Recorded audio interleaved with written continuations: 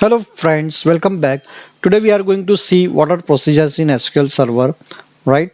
And I would very quickly go through the theoretical part and then we would see the demo. So the main agenda would be what is a procedure and different ways of writing the procedure.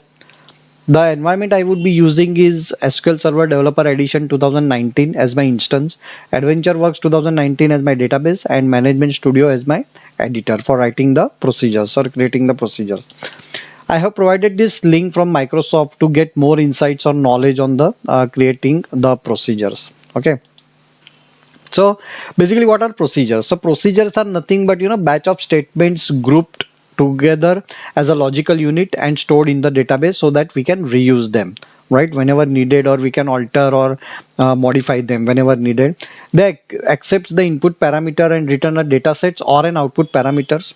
They contain a programming statement that perform operation in the database. This is very much important because not all the DB objects like views or function can do this. Only procedure have this ability to use the DML statements into the stored procedures, right? Stored procedures are applicable to SQL Server, Azure SQL Database, Azure SQL Managed Instance, Azure Synapse Analytics, and Analytics Platform Systems. So, for example, stored procedures are compatible on all the products of Microsoft SQL Server. Okay. What are let us see some benefits of an stored procedure. So there are much more other benefits also, but I feel these are the main 4 benefits of writing a stored procedure or creating a stored procedure. So first is easily modified, right? So just imagine that you have implemented a business logic in your code and you have written those logic at several places, and now if some changes comes, right, if some changes need to be done as per the business requirement, then you will have to go to all those places on your code and then do the changes. Instead, if you have written a stored procedure, it is easily modified. Just open the stored procedure, right, modify your changes as per the business requirement and save it. That's it. It would take effect immediately and at all the places in your application. Wherever you have used the stored procedure, it would get affected at all the places. Second is reusable. Similarly, I had already explained you that. So a piece of code which you have written, if it is required at multiple places by multiple users, right, then just combine that piece of code into this stored procedure, create a stored procedure and use that. Security. So stored procedure reduces the threat by eliminating direct access to the tables, and also we can encrypt those procedures, right? So nobody can see what code has been written. Okay, only a proper user who has this permission to decrypt can decrypt the stored procedure code, and they can see. And the last one is performance. Last but not least is the performance, right? Whenever SQL stored procedure is executed for the first time, SQL engine actually creates a plan and stores it into the buffer pool. Okay, so whenever next time this stored procedure is executed, it reuses this plan to get back the result. So from the second time onwards, execution of stored procedure is very, very fast. Okay, this is a very basic syntax of creating a stored procedure, like create or alter procedure, right, then a name of the procedure. So test is my name of the procedure, and then the parameter list. So I have 2 input parameters. You can see input parameter 1, input parameter 2, and 1 output parameter, then an else clause, and then begin and end. And we need to include all our TSQL statements, whatever they are. We can include those TSQL statements into between this begin and end. Okay, let us see something in action. So let me open my SQL Server. Okay, so as I told you, this is my SQL Server, right, instance, and I'm using this AdventureWorks 2019 database. And for all our various type of writing various type of stored procedure, I have used this simple select statement. So what I have done, I have actually joined purchasing purchase order header and with person and person on business entity and employee ID, and purchasing vendor on business entity and vendor ID. So when I execute this statement, we get this results, and the total result set, you can see there are 4,000 rows. Okay, So now let us start creating the stored procedure. So the first form would be very simple stored procedure without any input parameter. So as I told you, create or alter procedure, then this is the procedure name, get purchase orders as begin, and then a select statement. You can see here a select statement, right, and then end. So when you execute this, you can see here the procedure gets created. Okay, so this procedure, so how to execute this procedure? So there is a command called execute and the procedure name. So when you, if there are no parameters, then you should not give any parameters. So a command name and the procedure name. So when I execute this, okay, oops, sorry, I have actually included and also. All right, so when I, oops, sorry guys, okay, when I execute this, you can see here all 4012 rows, right? Because we have not filtered, or we have not any parameter passed any parameter and filtered the result set. So basically the full result set would be written. So you can see here 40112. So this is the very basic form of a procedure.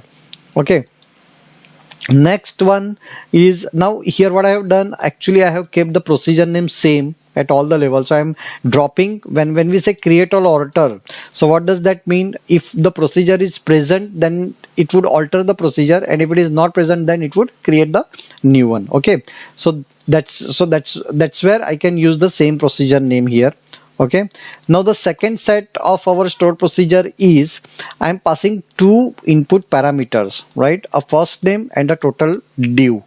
Okay, first name as a varchar 50 and total due as decimal 104. Now other part remains the same. The only thing is, in our select statement we have actually included the where clause. So whatever first name I have passed, I am equating that with my first name to filter the records, and the total due to like whatever total due has been passed, I want that my total due from the state result set should be greater than with whatever value I have passed. Okay, so now when I create this stored procedure, now stored procedure is created completely. Okay, so whenever you have the input parameters, right, you cannot execute unless and until those parameters don't have any default value. You cannot execute the stored procedure. So can you see here, it says that it expects the parameter at the rate first name. Okay, so when even if I give the parameter first name, it will say it would expect the parameter total due. So this time what I'm doing, I'm giving the parameter, both the parameter I'm passing, like the first name as Irene and my total value should be 100. So what it will do, this parameter would pass, and depending upon this parameter, this select statement would be executed, saying that okay, show me the records with the first name as Irene. So you can see here all the records, and you can see only out of 4000 only 352 rows were written. So all Erin, right? And total due, you can see here the total due is greater than 100. Okay, so now when we say reusability, now you can see here just by changing the value of the parameters, okay, we can get a different data sets, result sets. Okay, so here now what I'm doing, okay, again same, the Erin and 1000. So now if I execute this stored procedure, this execution with this execution statement, you can see again the first name is Erin, but now the total due is greater than 1000. Okay, because we have this clause here, right? Now what I'm saying, okay, I want, someone wants that, okay, with this get purchase orders, get me purchase order of rain out and with 1000, right? So again you can see here the first name is rain out, right, and total due is greater than 1000. So this way, when we say again the reusability comes, so just you will have to change the value of the parameters, and depending upon the value of the parameters, each user can get a different result set. Okay, one thing to understand here, that whenever you pass the parameter, right, if you don't use the parameter name, then it always takes one-on-one mapping of the position, right? So for example, the rain out would be stored or passed as to the first name, and my total due would be passed to the this 1000 would be passed to the total due, because this is the second in position, total due is second in position, and this is the first in position, and this is the first in position. Okay, so as a best practice, right, always have the habit of writing the stored or passing the parameters with their name. And in the next set of stored procedure, I will show you that why we should always pass this parameters with their name. So this way you can pass the parameters. So for example, Erin to the first name and total due to the total 1000 to the total due. Okay, so again the same result, 210.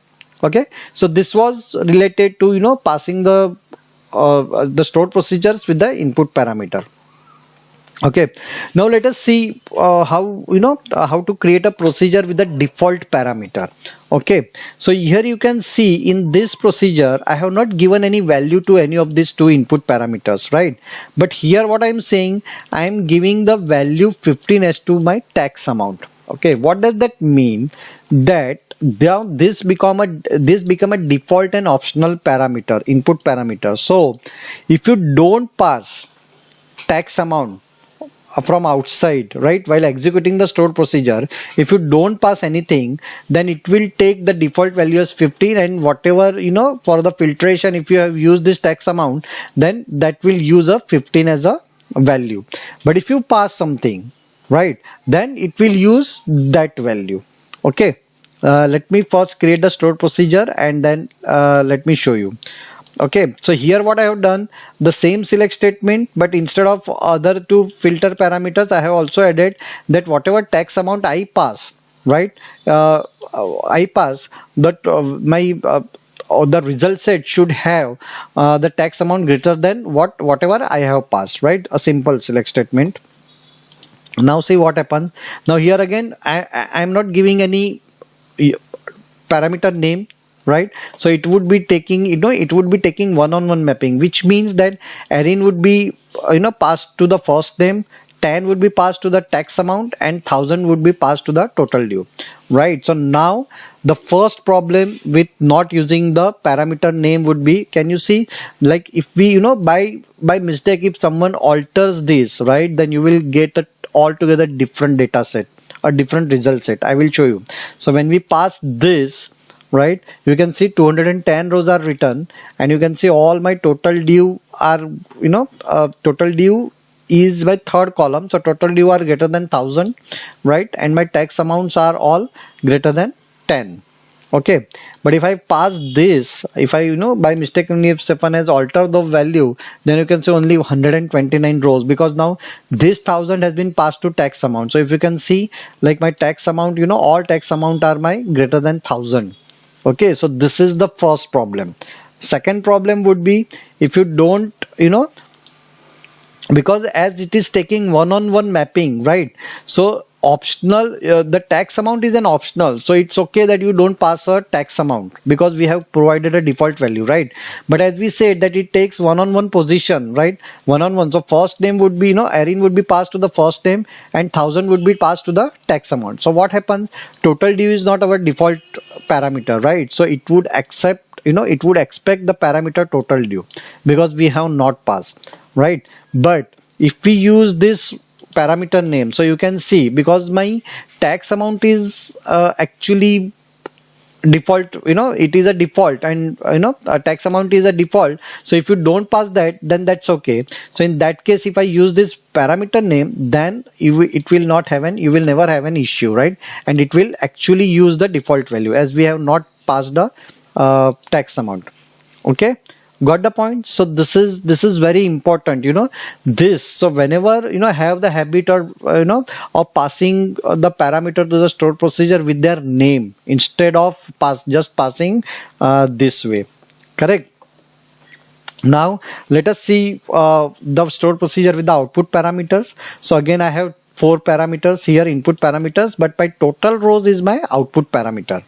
Okay, right? So what it simply does is, actually the execution would be slightly different, but what it will do, so here what it will do, again the select statement would be executed, and whatever the last the total number of rows which were selected here, right, it will get stored into this total rows. And when we actually out of this execution, when we say what is the total rows, so this total rows would get passed to this total rows as an output, and we can see the number of what you can say, the records which have been processed or selected.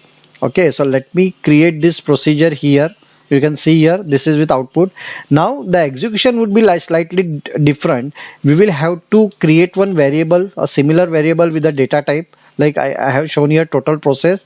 And then while passing the parameter, right, so what we are saying, that pass this total row process to this total rows, but this is my output parameter.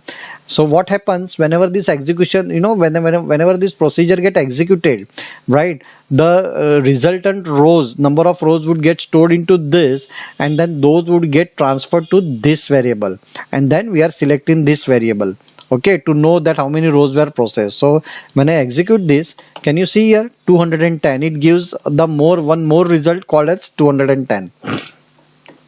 Okay, so you can see here 210 rows are actually selected, so it is giving me this. So now if I use another parameter value, then you can see here, now it is giving me 232 rows, because Rainout contains 232 rows, right? Got the point? So this way you can actually use the output parameter also. As we talk about the security, so encryption, so you can see here, create or alter store procedure, right, with the clause as encryption. So when we use this, okay, when I use this clause, when I create this, now with the help of SP help test, if I try to look at the store procedure, oops, sorry, it doesn't got created. Okay, see, the text for object get purchase order is encrypted, so there is no way you can see this. Okay, once you create a procedure with an encryption, then only we will have to decrypt this, and then only you can actually see the text of the stored procedure. Okay, now calling a procedure from a procedure. Okay, so we have two sets of procedures. So there may be a business requirement that you will have to actually do this. So here what I'm doing, my first procedure, get procedure order list, right, I'm just getting a count of the rows depending upon my total due value. So what I'm doing, I'm passing total due, and my total row is my output parameter. So depending upon this total due which is passed, I'm just counting the rows, that how many rows are there for my total due is greater than whatever I have passed.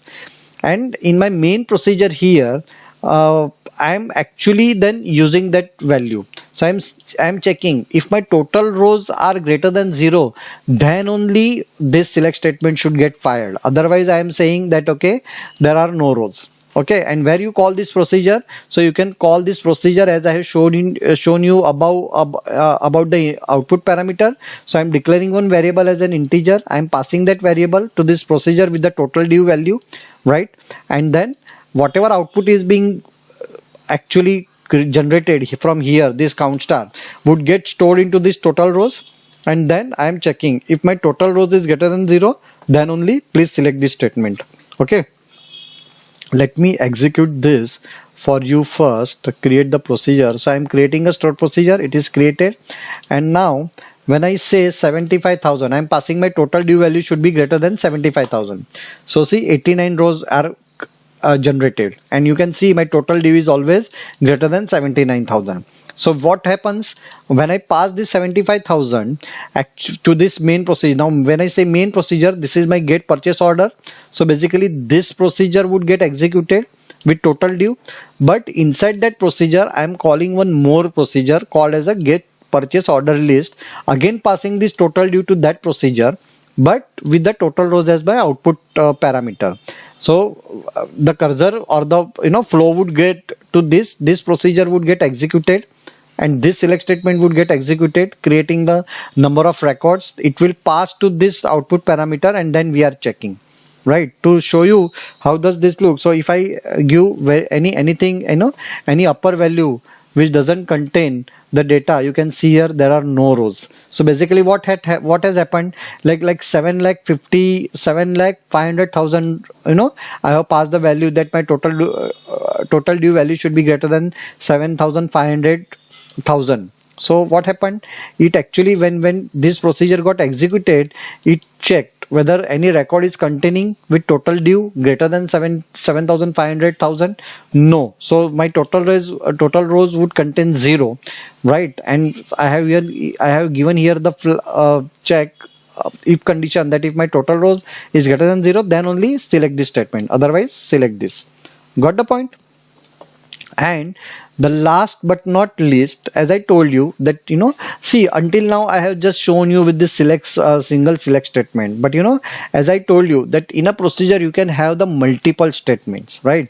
So in this procedure, what I'm doing, I'm creating one table. Now you can see here, this is a physical table, right? I'm creating this table with 2 columns called test data ID and test name. I'm inserting the values, all DML statement you can see here, inserting the values test1, test2, test3. Then I'm updating some of the values for some of the records. I'm deleting some of the records, and then again I'm dropping the physical table. Okay, let us see how does this when we execute, what does it shows, right? So when I execute this, can you see here it has given the error also, because this error is coming from the last select statement. We are trying to fetch the record from the test data table, but we have already dropped this table.